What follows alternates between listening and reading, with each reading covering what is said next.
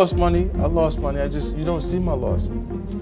I don't usually see people excited leaving the tables in Vegas if they didn't put chips on the table. Yeah, that's it. You know, you make investments in different things. Sometimes they win, sometimes they don't.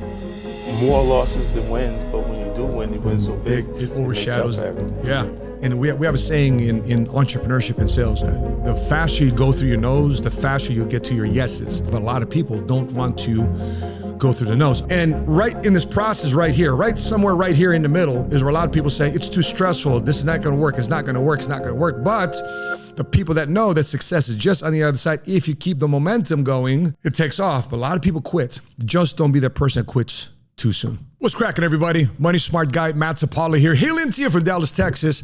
And we have another reaction video based on your comments and suggestions in the comment section below. We are going to respond.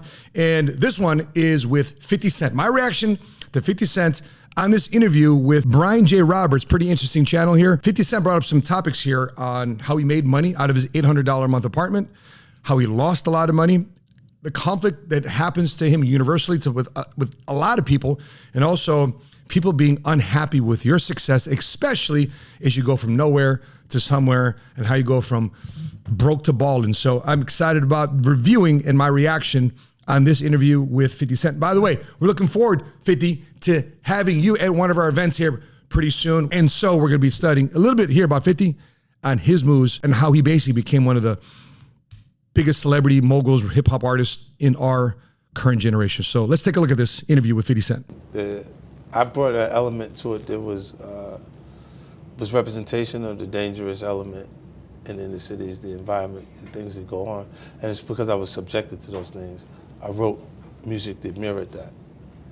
And when you financially are in a great space and you move into a different stage in your actual life, it's hard for you to continue to convey that. You know. Interesting. You know, oftentimes we have a rise to success, and we may financially surpass a lot of our friends, our family, the hood we grew up in, and you're now living in the suburbs. You now have a car, you have no debt, you're taking your family out to some fancy spots and locations that only when you were grown, but you can only dream about eating out at. And sometimes you lose a disconnection with what 50's trying to say. And my job as somebody that has had success is constantly making a connection with those who were in my shoes many, many moons ago. But it's always the interesting conversation when I'm amongst other friends. The people I relate to the most, you know, even though these days I hang around some very fancy spaces and get invited to a lot of fancy parties, I relate more, not with the billionaires. I still relate to the $15 an hour guy. I don't know why. I still relate to the military veteran. I still relate to somebody who's a single father doing his very best to try to raise his family. I still relate to the blended family who's got issues all the way around and still trying to fight and get through things. I still relate to the common Joe going through some financial struggles. So maybe I'm weird and different. What about you? For those of you who have made your money, who do you relate with and connect with still? Is it the billionaires and people in the level above you, or do you still relate with the people that are part of the community you grew up and out of? Put it in the comment section below. I don't know if they know this, but I'm like rich as a like you know, it's a lot different from writing that from writing what I was at that time. You know, and at that momentum, at the peak of everything that's going on, I wasn't even feeling the adjustment because I already had more than I needed. Like when I left for the first tour, I did my first run, the Rock the Mic tour, everything we did. I came back, I had $38 million in my account. And all I had was a two-bedroom apartment that was $800 a month. So he went on a celebrity, artist, entrepreneurial deployment, is like what I like to call it. And he just focused in on rocking the mic on this tour. Multiple cities, multiple shows, back to back to back to back. Wasn't worried about spending anything, wasn't worried about acquiring anything. He just wanted to do his job. He had more than enough. I think some of the biggest problems that when you start making a little bit of money, you start having a little bit of success, your eyes get bigger, and you got too much time on your hand to start spending money. I remember when we were deployed to the United States Marine Corps to our combat deployments, we came back with pockets full of cash. Why? Because we ain't spending money while we were deployed. But the thing is, when we got back, we had time on our hands. We were shopping, we bought this car, we bought this, that. next thing you know, money is all over the place. If you're focused, guess what happens? If you're focused as an individual, your consciousness, you're focused on your goals, your dreams, your purpose, guess what? You will not be foolish with your finances. You'll be a little bit more fearless because you know how hard it took to get there. So if you don't spend it, you know the IRS is going to take it. So I needed the expenses. What a good reason to start spending your money. I completely, totally relate. It's one of the reasons I bought a Rolls Royce from a former NBA player. Got a couple clips of it right here. But yeah, we needed the expenses. There's some steak dinners you got to take people to. There's some fancy restaurants you got to celebrate with your team with. There's some trips you got to take with your organization, have some team building exercise, because those are tax deductions. By the way, notice that those aren't just expenses. Those are tax deductible events. Buying your dream car, taking your team to exotic location. We're about to take our guys to Paris and Monaco here in the next few weeks. Why? That's a tax deductible event. Otherwise, if you don't spend it and put it in motion, guess what the IRS takes us? Think about this right quick. If you start making money and you need tax deductions, why does the IRS give you tax deductions for spending money? Why? Because as an entrepreneur, let's break it down. You spend money on air travel. You spend money on hotel. You spend money on wait staff. You spend money in restaurants. Therefore, a whole cycle of money. Therefore, that restaurant needs supplies. They need food. They need staff. They need resources. That creates sales tax. That creates revenue. That creates income tax for the people that they employ. These people then buy homes. These people then buy cars. So you as an entrepreneur, guess what your job is? Not to hoard things. It is to make money flow, because money is nothing more than just that. It is a tool to help not only yourself, but those around you. Stuff like that. Different things. Like I was adjusting to it. Like, you know, even at that point, you want everybody to be with you, Right. because you're enjoying everything. You kind of, you don't want to be. I never wanted to be someone different. I wanted to be a better version of me. I love it, man. Who wants to be a next best version of themselves? If that's you, put in the comment section below. I'm developing into the next best version of myself. I'm developing into the next best version of myself. If that's you, you're watching this right now, put it in the comment section below. Like to not have the restraints that I had. You know, and when you come up without finances, it seems like the biggest restraint, and it makes you make that financial or money focus. You know, oftentimes people say that money can't buy you happiness. Well, money gives you access, so therefore you can discover the next best version of yourself. So you have a platform to exercise, you have a platform to grow. And sometimes people say, well, Matt, you know, money isn't everything. You're right, it's not everything, but it's a whole lot of things that money does allow you to become the next best version of yourself. Try it without money, you'll have a harder time. Try it with money, you'll have access. So coming where you came from and then getting to where you were, you know, like you talk about this in the book too, sometimes the hardest part about success is actually sustaining it. Yeah. So how in the world did you manage to parlay all of that success? By the way, for some of you who had some success, oftentimes get messages from people on these videos. People say, Matt, you know, I've been working hard for 1, 2, 3, 4, 5 years. I haven't really made a lot of money yet. Well, listen, man, if you're working that hard as an entrepreneur, if you're really putting in the heart and the success, here's a challenge though, when you're coming up. Sometimes you have a little bit of success, you get cocky. You have a little bit of success, you get relaxed. Sometimes you have a little bit of success, you spend a lot of money. Sometimes you have a lot of success because nobody's your boss anymore. You are your own boss. Sometimes you let your standards down. You get comfortable. And so therefore, instead of you actually making money, you're making money, but you're spending it too soon before you actually get any momentum built up in your business. One of the bracelets I used to wear before I broke it was a bracelet by Damon John. We interviewed Damon John, and one of his books was called The Power of Broke. When you are working with the power of broke, you're engaging the power of broke. You don't want to look at the bank accounts. You don't want to listen to distractions. You're just focused on rising up. And when you're in that position of not seeing your bank accounts, and you one day look up years later, boom, oh my gosh, I got 100,000 and 200,000, I got $1 million in there, I got $5 million in there. That's because you engaged the power of broke.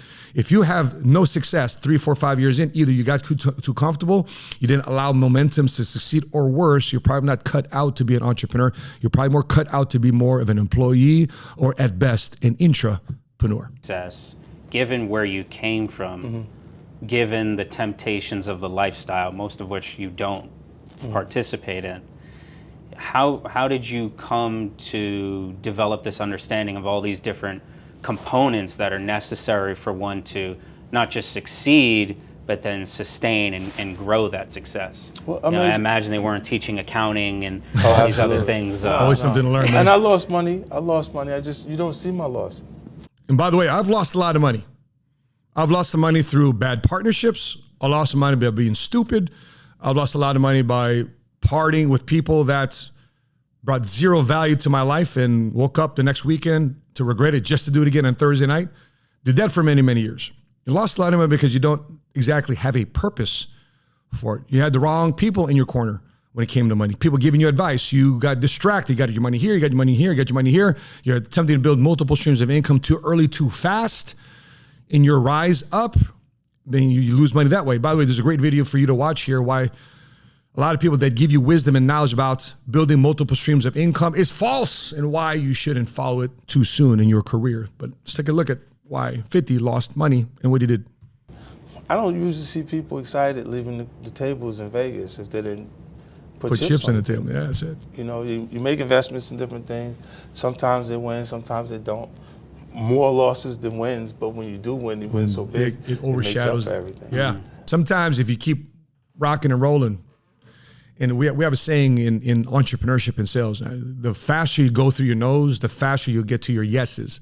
We gave a formula the other day in our office for my brand new guys how to make $100,000 a year in the field of insurance. And we basically calculate if you even have a 30% closing ratio, if you just went to 270 no's, and you finally get to your 80 yeses, you'll make $100,000 a year. But a lot of people don't want to go through the no's. I'll give you an example. Here's a chart of our YouTube channel. We upload videos to our channel. We upload videos to our channel. We upload videos to our channel. Listen, no success. We keep uploading, keep uploading, keep uploading. A lot of L's, a lot of L's, a lot of L's, a lot of L's. Next thing you know, boom, hockey stick time. Success, right? It takes off. And right in this process right here, right somewhere right here in the middle is where a lot of people say, it's too stressful. This is not going to work. It's not going to work. It's not going to work. But the people that know that success is just on the other side, if you keep the momentum going, it takes off. But a lot of people quit. Just don't be that person that quits too soon. You know, and that's been the journey, the experience. And then when I shift to do things in a different way, like people look now and say, like they're feeling momentum of me in television now, right?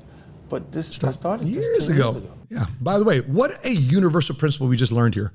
We just did a reaction video to Rick Ross about how many years he took writing things for free, creating verses, creating hooks, doing things for free for other people just to get his name out there, just to get some momentum in his career, to basically front load the priceless success he needed to have for long-term success in his business. It took him 10 years. Look at what 50 says right now.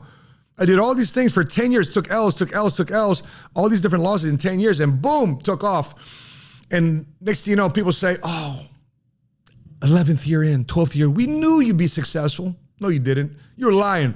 You're the first person hating on me. You're the first person not supporting my work. You're the first person dogging me out and dropping fake news of me on social media. Now in the 11th year, 12th year, 13th year, now I'm successful. Now you say I'm an overnight success, that I'm so lucky, you knew I'd always make it. No, you didn't. But what do you say though? You keep quiet, you keep humble, you stay hungry, you keep developing, you keep dancing with momentum until you get to the next level, until everything you dreamt for, everything you asked for starts to compound. And better yet, it starts to compound for those around you, because those that were willing to pay the price around you in that journey with you, guess what? They are able to now enjoy the fruits of your labor because they stuck with you. Those are your ride or dies, not only through the good times, but more so through the tough times.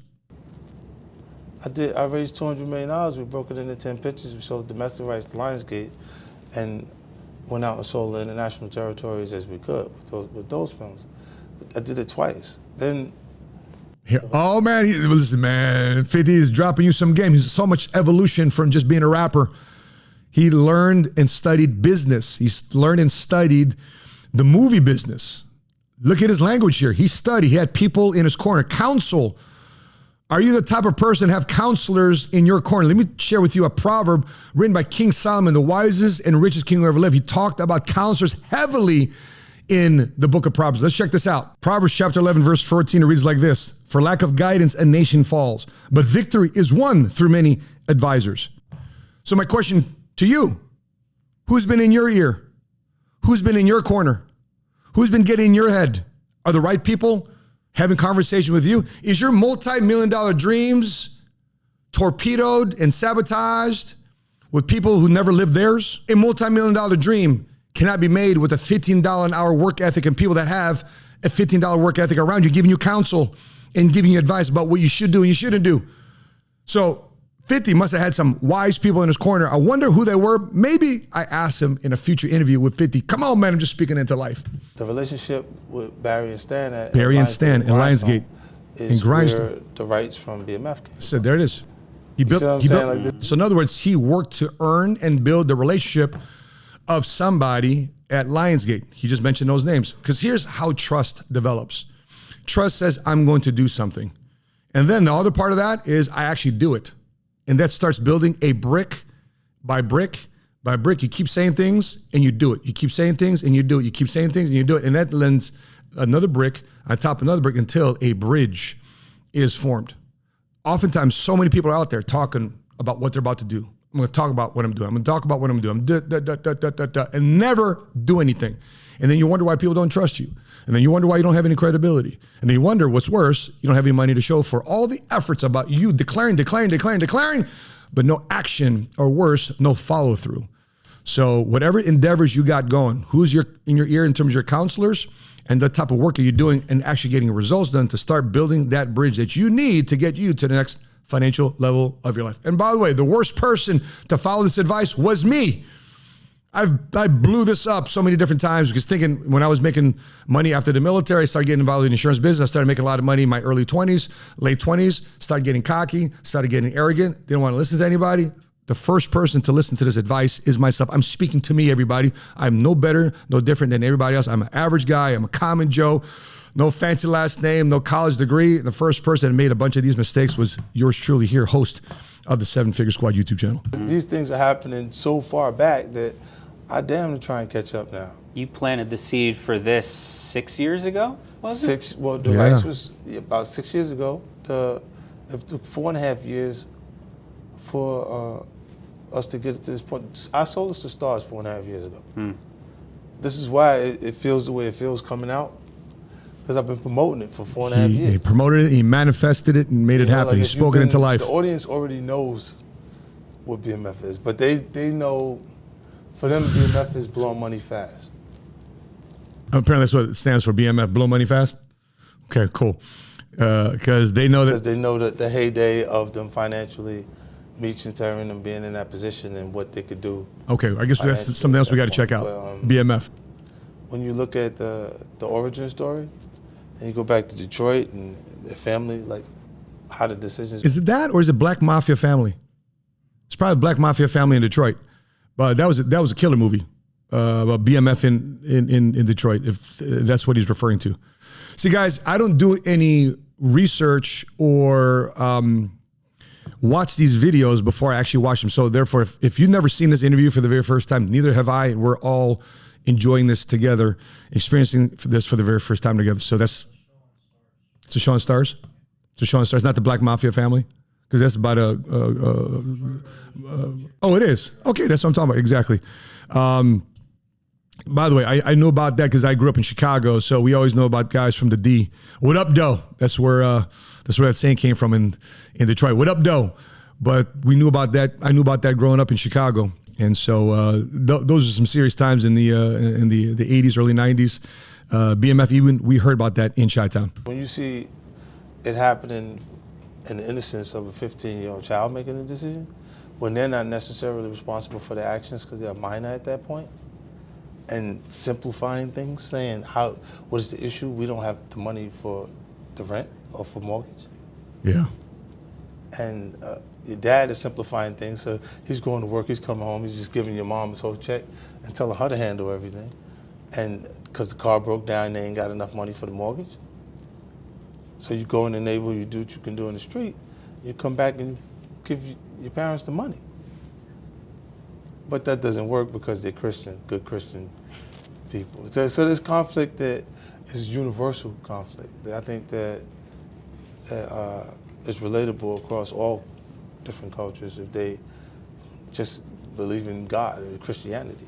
It's a struggle there that's happening early on. But it's pretty interesting. What type of universal conflict have you experienced with you, money, family, your faith, your neighborhood, growing up, coming up? What type of conflict have you been wrestling with? And this conflict here, I've seen this in my life play out. I've seen it in other people's lives play out. I've seen so many people out there, good Christian people going to church. I'll pray to God for a blessing, pray to God for a blessing. Next thing you know, they get a blessing, but they don't know what to do with the blessing. They blow the blessing, and next thing they're back to square one. Or they say it's evil for you to be rich. It's easier for a camel to go through an eye of a needle than a rich man goes in heaven. They twist that verse in scripture, therefore it's an excuse not to rise up out of the hood, rise up out of the current situation and stay comfortable because God wants me to be just content and God's going to provide, but yet God's been providing you an opportunity, banging on the door. Hey, listen to this guy, listen to this YouTube channel, listen to this podcast, listen to this influencer, listen to this person trying to get people up and out of the hood. But that's a universal conflict. Why? Because my pastor told me it's better to be broke than it is poor, which is, by the way, religion. It's not in scripture. And so many people try to twist it, so therefore you don't rise up, and so therefore they don't have to rise up. But what universal conflict are you going through right now that you'd love to address, and you'd love for me to address and react to and answer potentially? Please put in the comment section below. I would love to know what you're thinking. I look at, when they say that, it's because they're looking at me. You see what I'm saying? Mm-hmm. And I know what it is, so I look at it and I go, okay, I got that. But there's going to be people unhappy with the success that you have regardless. You know, they'll, without knowing who you are, individuals could look and just judge you. Yeah, I don't like that. I don't like you without knowing who you actually are. So some of you guys say, you know, I'm just going to focus on my business. If you focus on my grind, save and invest, make my money work for me, and mix, you know, it does. You say, I'm going to work until my haters shut up. Well, news flash for you on that. My personal experience, and I think the main experience of anybody who's had some form of rise up and come up story and rags to riches type of story, or riches to rags back up to rags to riches again. I think the story is, as much as you think that the haters stop when you are successful, I'm sorry, man, they might be quiet for a minute, but you're definitely going to attract another level of haters. You're going to definitely attract another level of doubters. You're going to attract another level of people that just don't like you. They don't like your hair. They don't like your skin. They don't like the way you talk. They don't like the books that you read. They don't like the music that you create. They don't like the house that you live in. Oh, freaking well. So stop comparing yourself to other people and just make yourself, the people that you love and care about, happy. You become the next best version of yourself. You get access to people that you love and care about, things that they never had beforehand because of your hard work now that they do have. And if people are going to judge you, oh well, control what you can control. I say, I don't like that. He had that diamond goat on his neck. Why'd he put that there? You got to be a certain kind of person because he liked diamonds. All right? And then they could just assume that anything they would like to register negative, they can just register it negative. Some people, they have the trait of, like, let's say the person's across the street, they look at you, they don't like you from across the street. Some people feel the need to go across the street to say, why, I'm a good person. I don't give a I genuinely don't give a about how those people feel about me across the street because they don't care about me. Is it okay for me not to care about people that don't care about me? By the way, just so you guys know, I read all the comments and we try to get back to as many comments as we can. And just so you know, I read all the comments on all my social media profiles. Some people say don't read the social media comments. Actually, I do. Do you know why? Because I'm just trying to thicken my skin for the next level.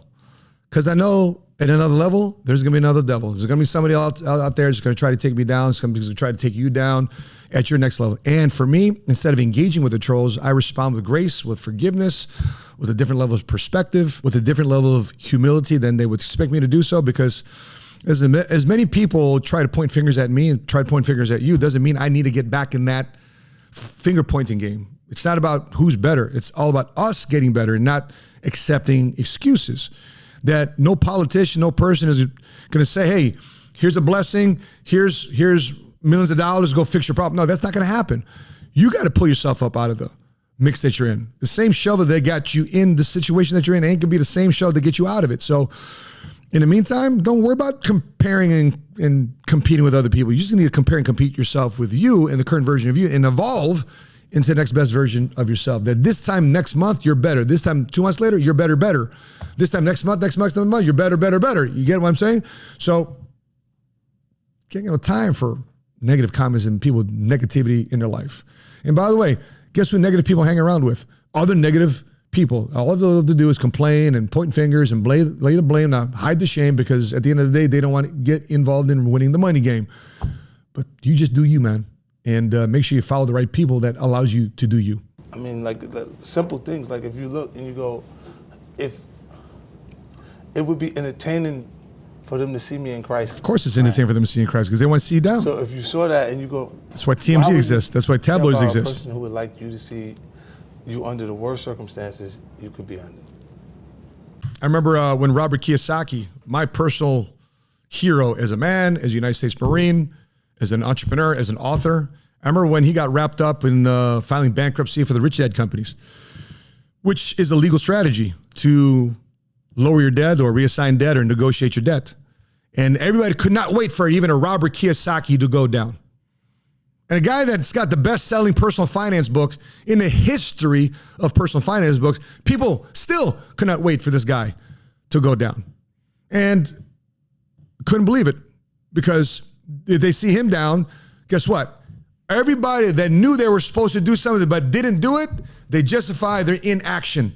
You see that guy there, Robert Kiyosaki? The reason why we didn't do what we were supposed to do, because we knew he was a scam, he was a sham to begin with. And 20 years later, he filed bankruptcy. See? We knew we were supposed to do something because we would no further be farther ahead. But that's not the truth, though. Robert Kiyosaki is well ahead of a lot of people because he's following his work. Now he's got to live different opinions of what's going on in the American economy today, but he's definitely walking the walk. He's just not one of those guys that are talking the talk. What about you, though? Will you be the person that goes down, that when you rise, you will stumble, and it's going to happen, and when you quit, when you stumble, guess what? Every one of your haters, every one of your doubters, they're right, and you just prove them correct if you quit. But if you rise up, shake yourself up, dust yourself off, and get back on the saddle, and you get to the next level, you keep shutting them up. And you keep proving your philosophy to pursue your dreams and your goals proper and correct. What do you want to do? That being said, guys, let me know your thoughts, your comments, your feedback. You agree with me, you don't agree with me, please put it in the comment section below. If you haven't seen some of the other reaction videos we've done in the past, please check out these two right here as well. Before I let you go, what are your suggestions? What other reactions to other people being interviewed on other shows would you love for me to react to and give my 2 cents on? Please put it in the comment section below. If you've been enjoying these, please consider hitting subscribe and liking this video too as well. If you're not been enjoying these, I appreciate you guys just stopping by to say hello and say you don't like me. Put it in the comment section below too as well. I promise you, I'll give you plenty more content to troll me on. Some will get bitter and others will get better. From Dallas, Texas, I'm your money smart guy. And until we meet again, continue to live smart, continue to love smart, and be money smart today.